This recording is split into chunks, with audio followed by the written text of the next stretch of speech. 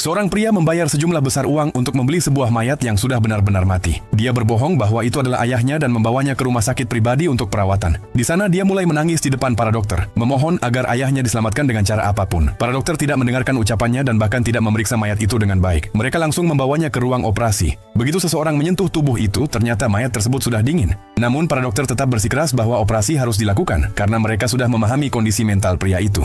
Mereka berpikir ini adalah anak yang sangat berbakti, yang rela menghabiskan apa saja untuk menyelamatkan ayahnya. Inilah kesempatan untuk menipunya. Seluruh tim dokter mulai berpura-pura seakan-akan sedang berusaha menyelamatkan nyawa seseorang. Kepala dokter rumah sakit memberikan daftar panjang obat-obatan kepada pria itu dan berkata, "Kondisi ayahmu sangat kritis. Cepat beli obat-obatan ini. Obat ini hanya ada di toko dekat sini." Dalam daftar tersebut tertulis begitu banyak obat mahal sehingga pria itu bingung. Dia menghabiskan setengah gajinya selama setengah tahun untuk membeli 2 tas besar penuh obat. Namun, ketika dia memberikan obat-obatan itu kepada perawat dan bertanya untuk apa semua ini, perawat menjawab dengan dingin, "Kondisi ayahmu sangat rumit. Kamu tidak akan mengerti." Semua obat itu kemudian dikembalikan ke toko yang sama. Dan apoteker dimarahi agar lain kali memberikan obat yang lebih mahal supaya komisi lebih besar. Tak lama kemudian dokter berkata lagi bahwa untuk operasi dibutuhkan tambahan 5 juta rupiah. Pria itu mengeluh bahwa dia sudah menghabiskan banyak uang, tetapi dokter beralasan bahwa mereka harus memanggil seorang ahli besar yang biayanya terpisah. Pria itu akhirnya membayar juga. Beberapa saat kemudian seorang ahli dengan wajah serius masuk ke ruang operasi. Namun di dalam, semua orang hanya duduk bersantai sambil mengobrol. Setiap setengah jam, seseorang keluar dengan wajah serius, lalu meminta lebih banyak uang.